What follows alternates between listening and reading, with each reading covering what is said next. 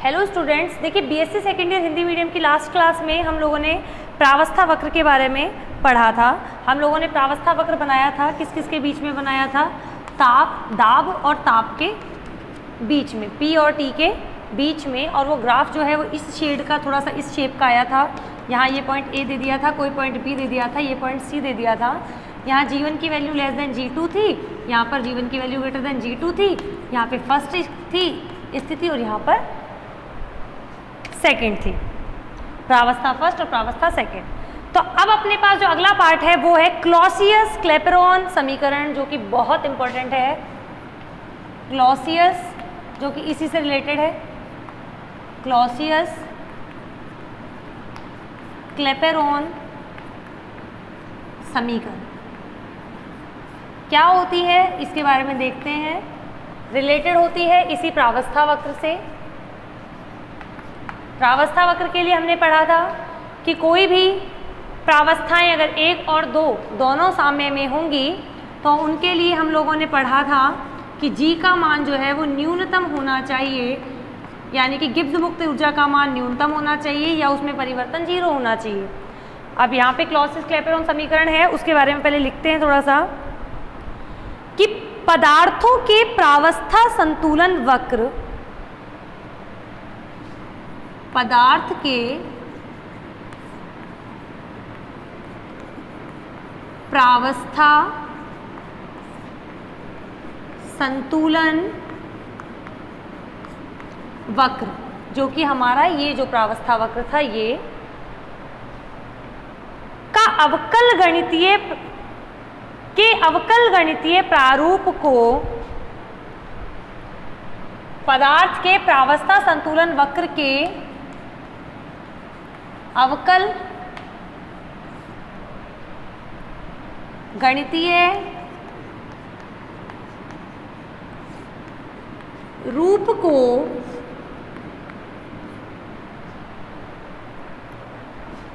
अवकल गणितीय रूप को, या इसको लिखना प्रारूप को,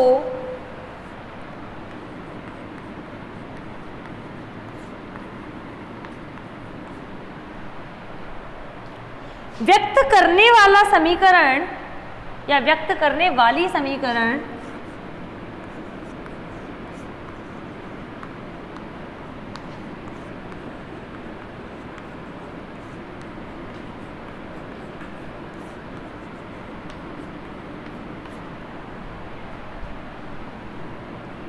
क्लॉसियस क्लेपेरॉन समीकरण कहलाती है।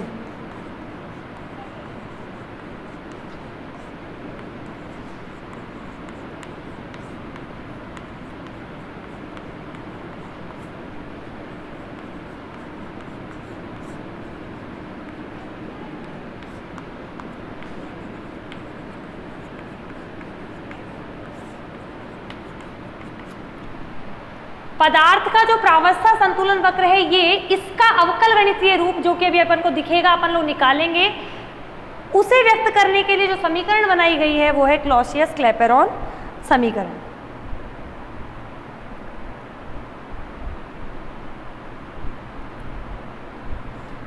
इसे आगे इसको सॉल्व करेंगे, पूरी वैल्यू निकालेंगे इसकी। माना प्रावस्था संतुलन वक्र पर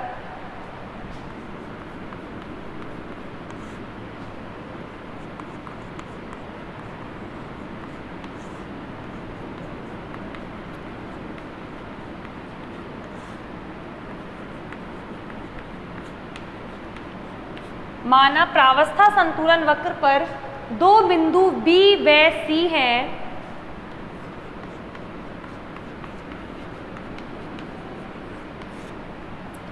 दो बिंदु B व C हैं। माना कि बिंदु B पर दाब व ताप, माना कि बिंदु B पर दाब व ताप PT है पॉइंट देखते हैं ना अपन लोग, हमेशा कोई ग्राफ लिखाते थे अपन लोग, पहले एक्स और वाई, एक्स अक्ष और वाई अक्ष के बीच में ग्राफ होता था, कोई बिंदु होता था, पॉइंट होता था, उसको एक्स वाई से डिनोट करते थे। ऐसे यहाँ पे वाई अक्ष पर पी, एक्स अक्ष पर टी है, यहाँ पे पी टी की बात कर देंगे, टी पी लिख दो, पी टी लिख दो, कोई मतलब नहीं है इससे। माना कि बिंदु पी पर दाब व ताप पी टी है तथा सी बिंदु पर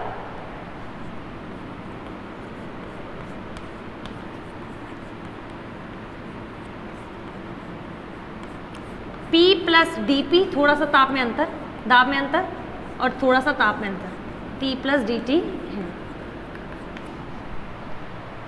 नोट करो इसको।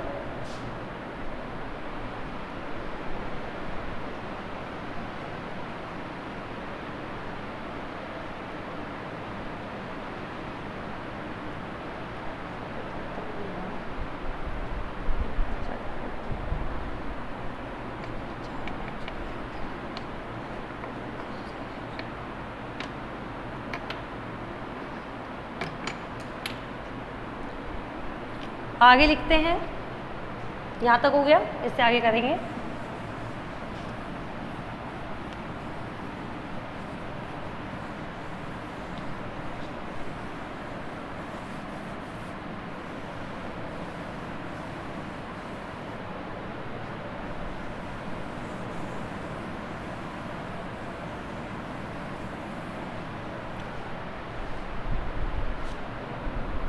बिंदु बी पर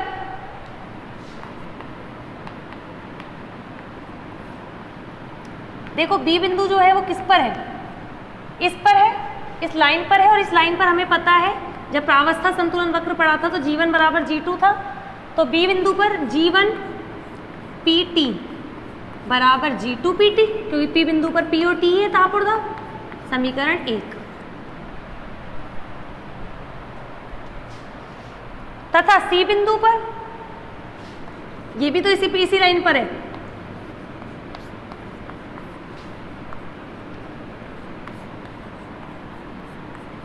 G1 P plus D P coma T plus D T बराबर G2, क्योंकि P बिंदु पर ताप और दाब, P प्लस डी पी है ताप और T प्लस डी टी है ताप।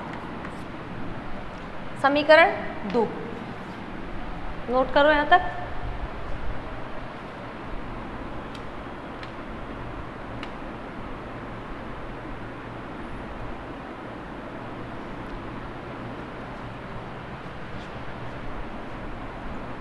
इस ग्राफ का तो काम खत्म हो गया। आगे लिखेंगे, पहले लिखते हैं, यदि ताप व दाब में परिवर्तन करने से, इसके आगे सेकंड समीकरण के आगे, यदि ताप व दाब में परिवर्तन करने से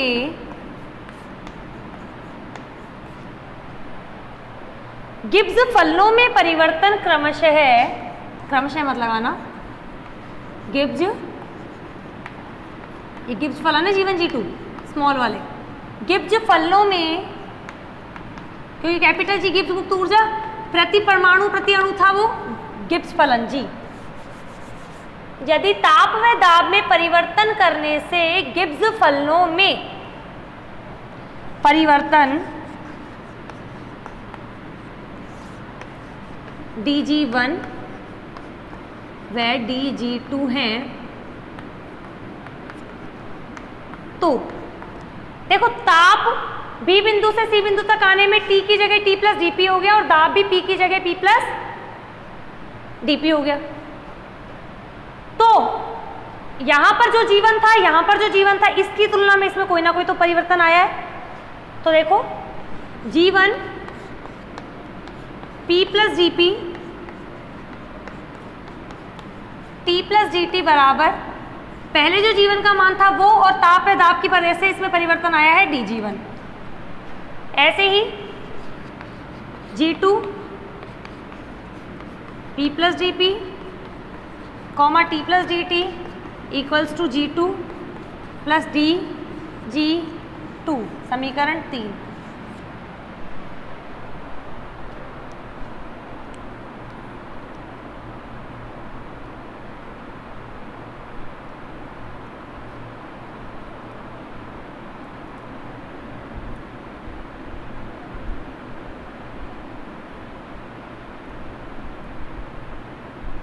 यहाँ तक नोट करो।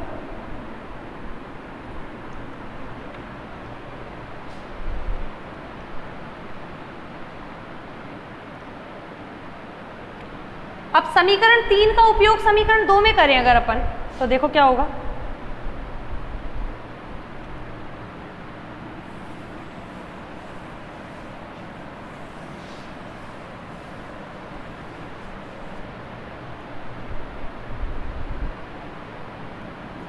समीकरण 3 का उपयोग समीकरण 2 में करने पर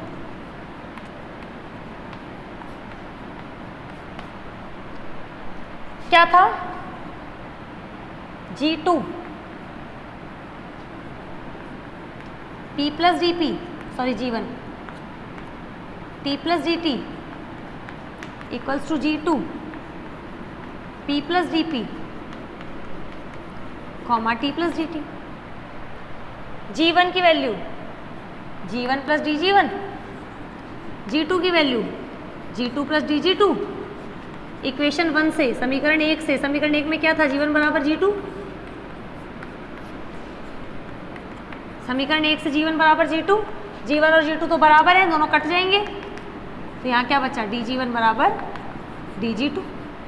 इससे क्या पता चला कि दोनों में जो परिवर्तन आ रहा है वो भी सेम आ रहा है। समीकरण 4,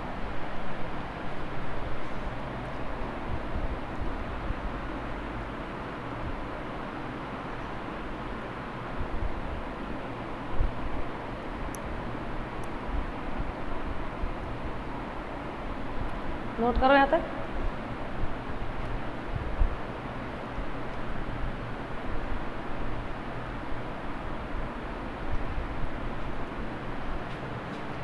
आगे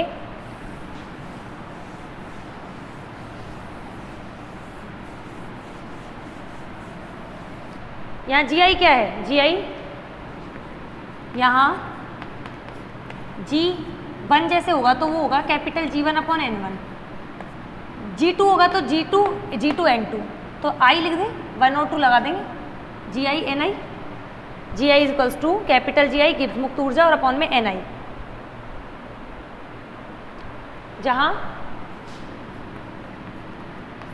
I बराबर 1 और I बराबर 2। ये किसके लिए, I बराबर 1 प्रावस्था फर्स्ट के लिए, I बराबर 2 प्रावस्था सेकंड के लिए। GI का मान, गिब्स मुक्त ऊर्जा का मान अपन ने लिखा था E plus P V minus T S. पहले यहाँ तक नोट कर लो एक बार।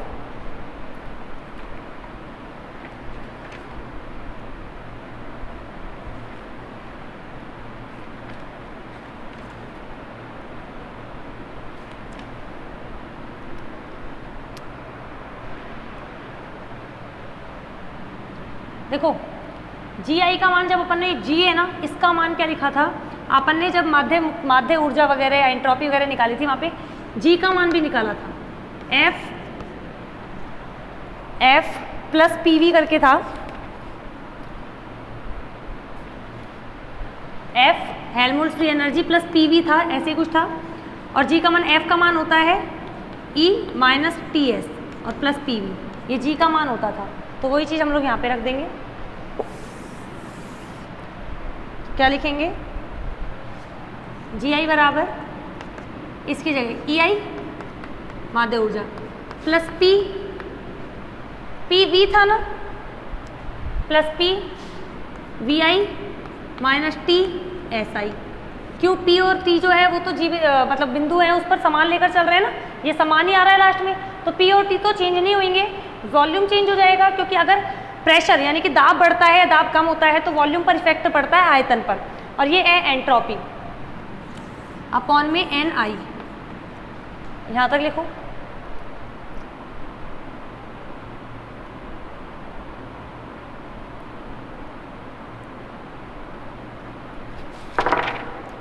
आगे देखना, तब देखो यहाँ इसको अगर अलग अलग करके लिखें तो GI बराबर EI अपॉन NI, मतलब टोटल माध्य ऊर्जा प्रति एकांक अणु, मतलब अणुओं की संख्या, plus P VI upon NI minus T SI upon NI।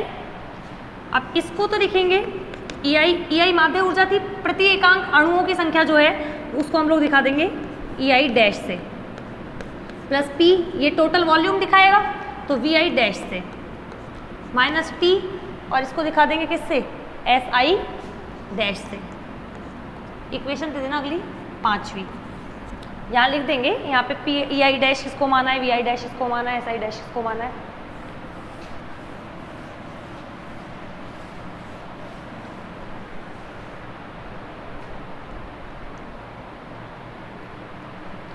यहाँ EI डैश बराबर EI upon NI, VI dash बराबर VI अपॉन NI और SI डैश बराबर SI अपॉन NI। अब अपन ने क्या बोला था, शुरू में एक लाइन बोली थी कि क्लॉसियस-क्लैपेरॉन जो समीकरण होती है वो अवकल प्रारूप होती है। अवकल प्रारूप का मतलब चेंज देखेंगे, यानी कि अवकलन देखेंगे।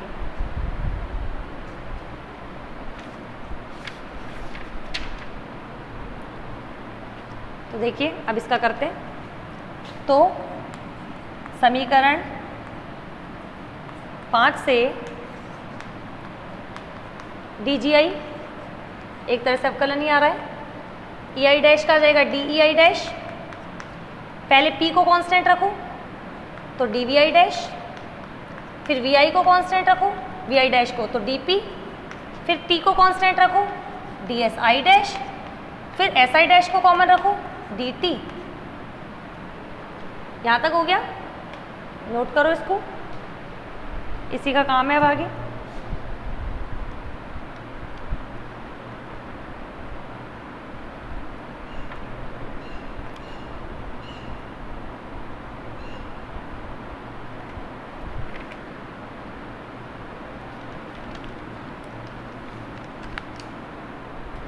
आगे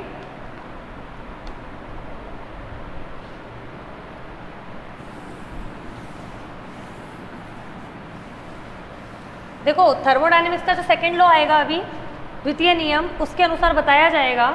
तो इसको लिख लेंगे पहले ही साइड में, चूंकि एंट्रोपी से रिलेटेड होती है क्या, ऊष्मा।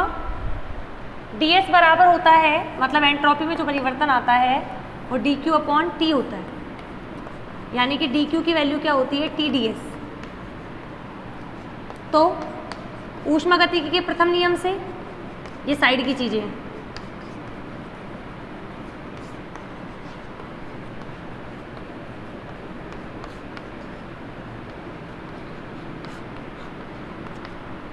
क्या होता है, dq बराबर du प्लस dw होता है ना, उसकी वैल्यू क्या आई थी हमारे पास, वर्क की pdv, कार्य की pdv आई थी। यहाँ से dq का मान क्या है, TdS, यहाँ से du, यहाँ पे इंटरनल एनर्जी यानी आंतरिक ऊर्जा, उसका काम E कर रही है, और यहाँ पे pdv, इस मान को करना है अपन को, इसका उपयोग करेंगे समीकरण 3 में। ये अगली इक्वेशन दे देना, समीकरण 6, इसका उपयोग समीकरण 6 में करने पर क्या कर रहे हैं, समीकरण 6 में इसका उपयोग कर रहे हैं। देखो ये ऊष्मागतिकी के द्वितीय नियम से भी आप आगे भी पढ़ोगे और नहीं भी पढ़ोगे तो आपको ये चीज़ याद होनी चाहिए कि जो एंट्रोपी होती है उसमें जो परिवर्तन होता है, यानी चेंज इन एंट्रोपी जो होता है, वो हीट कितनी सिस्टम ने यानी कि निकाय ने कितनी ऊष्मा अवशोषित की है वो, और बटे में टेम्परेचर उसका कितना बड़ा है, ताप उसका कितना बड़ा है। ds बराबर dq अपॉन t, dq बराबर TdS। ठीक है, अब ये TdS वो कटता वाला वो वाला TdS मत मान लेना इसको, T यानी टेम्परेचर और DS यानी कि एंट्रोपी में परिवर्तन। TdS की वैल्यू dE प्लस PdV, ये वाला यूज जो है अपन लोग किसमें कर लेंगे, इसमें कर लेंगे DEI प्लस PdVI, तो यहाँ पर बस I लग जाएगा एक्स्ट्रा में और कुछ नहीं।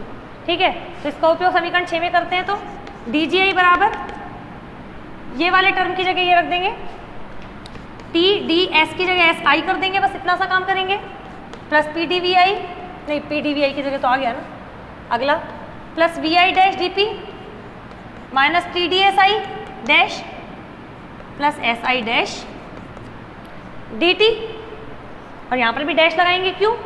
क्योंकि अपन लोग इनके काम कर रहे हैं, D E I dash D V I dash, तो इसके लिए एंट्रोपी का मान भी इसी की तरह होगा, टी डी एस, तो टी तो कांस्टेंट होने की वजह से ऐसे ही रहेगा, और डी एस आई डैश, इससे ये कैंसिल हो जाएगा। यहाँ से डी जी आई की वैल्यू क्या आ जाएगी? ये आ जाएगी V I dash D P minus S I dash D T. समीकरण 7वीं करो।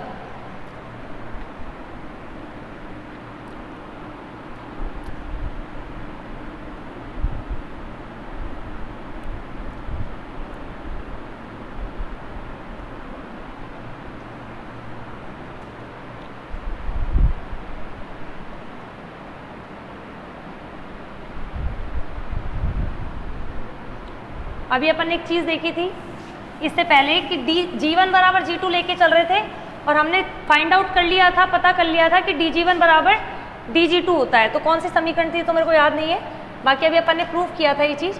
क्योंकि DG1 बराबर DG2 है, इसीलिए यहाँ पर I की जगह यहाँ पे 1 और यहाँ पे 2 रख देंगे, तो DG1 रखेंगे V1 dash DP minus S1 dash DT बराबर V2 dash DP minus S2 dash DT।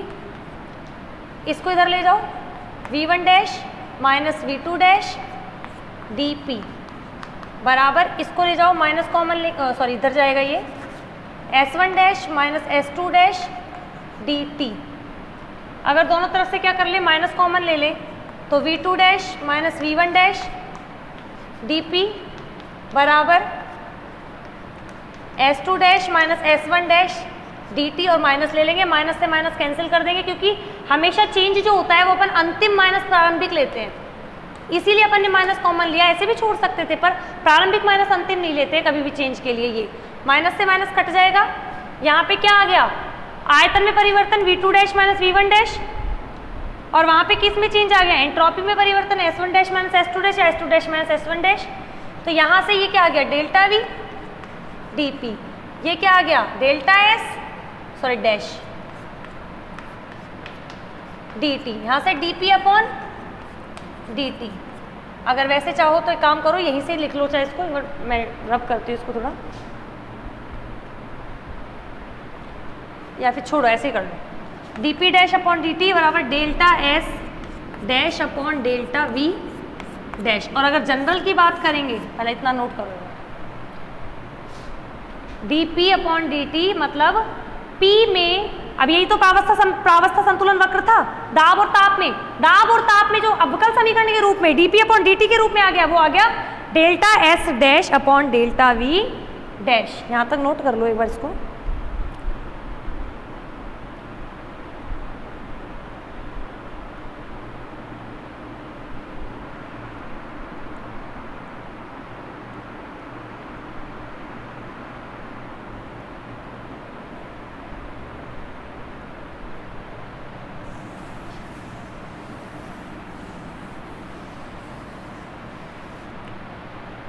और अगर जनरल में लिखे तो सामान्य रूप में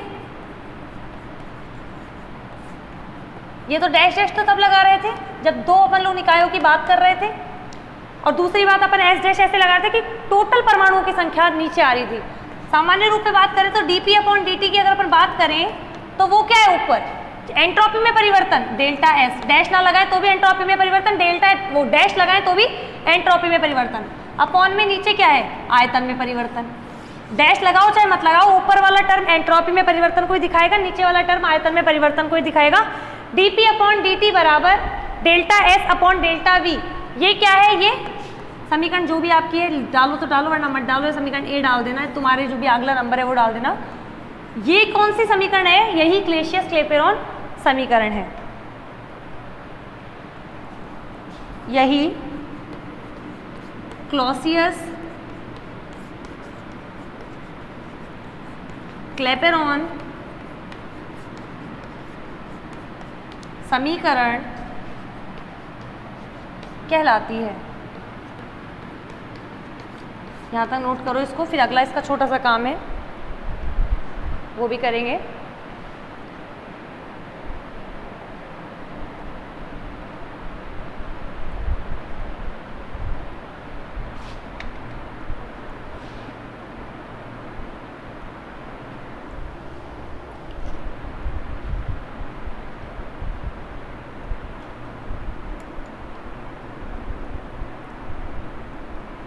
अगला जो हम करेंगे वो करेंगे गुप्त ऊष्मा के पदों में क्लॉसियस क्लैपेरॉन समीकरण निकालने के लिए। स्टार पॉइंट डाल के करेंगे अगला।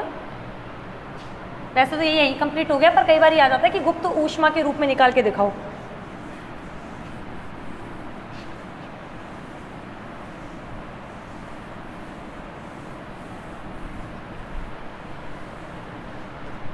लिखेंगे स्टार पॉइंट डाल के। यदि प्रावस्था फर्स्ट से प्रावस्था सेकंड में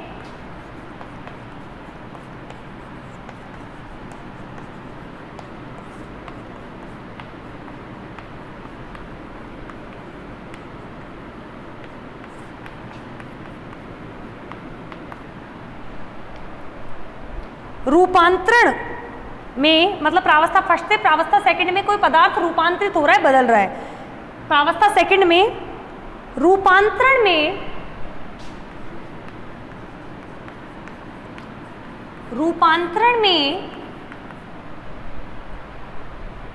पदार्थ द्वारा अवशोषित ऊष्मा, पदार्थ द्वारा अवशोषित ऊष्मा पदार्थ द्वारा अवशोषित ऊष्मा प्रति मोल, मतलब एक मोल के लिए बात की जाए, यानी प्रति मोल यानी हर में मोल आ जाएगा। रूपांतरण में पदार्थ द्वारा अवशोषित ऊष्मा प्रति मोल L12, ये गुप्त ऊष्मा को दिखाती है। 1 से 2 में कोई पदार्थ पहली प्रावस्था से दूसरी प्रावस्था में बदल रहा है, और बदलने के लिए कितनी ऊष्मा वो प्रति मोल अवशोषित कर रहा है, वो गुप्त ऊष्मा होती है। अवशोषित ऊष्मा प्रति मोल L12 हो तो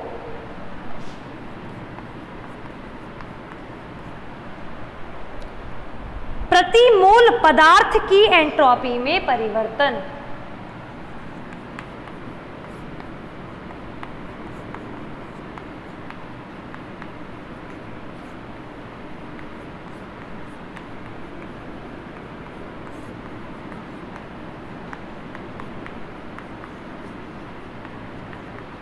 प्रति मोल पदार्थ की एंट्रोपी में परिवर्तन। ds क्या होता है? dq/t बता दिया था, dq बराबर TdS। ये क्या दिखा रहा है? एंट्रोपी में चेंज को, यानी एंट्रोपी में परिवर्तन को।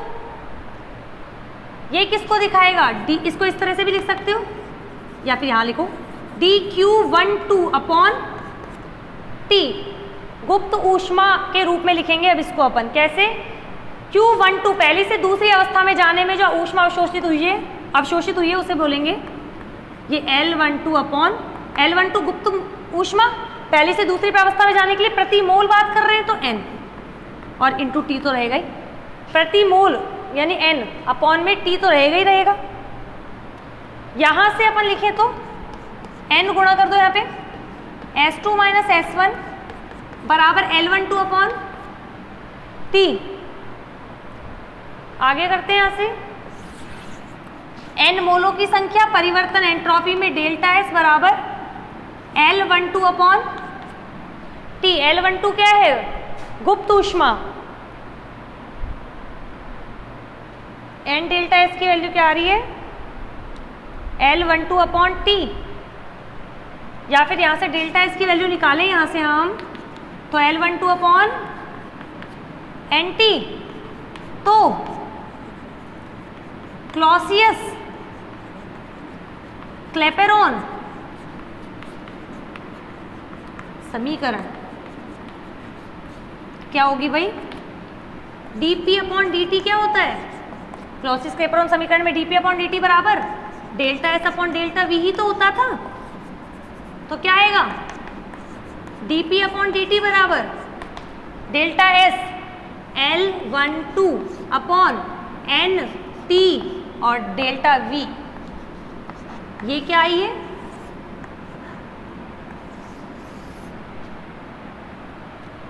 dp/dt बराबर वैल्यू होती है delta S upon delta V। Delta S की वैल्यू वहां से रख दी अपन ने L12/NT। तो क्लॉसियस क्लैपेरॉन समीकरण हो गई dp/dt P में T के सापेक्ष परिवर्तन बराबर L12 upon N T delta V। ये बहुत इंपॉर्टेंट रिजल्ट है, आता है कई बार, इंपॉर्टेंट डाल लेना इसको।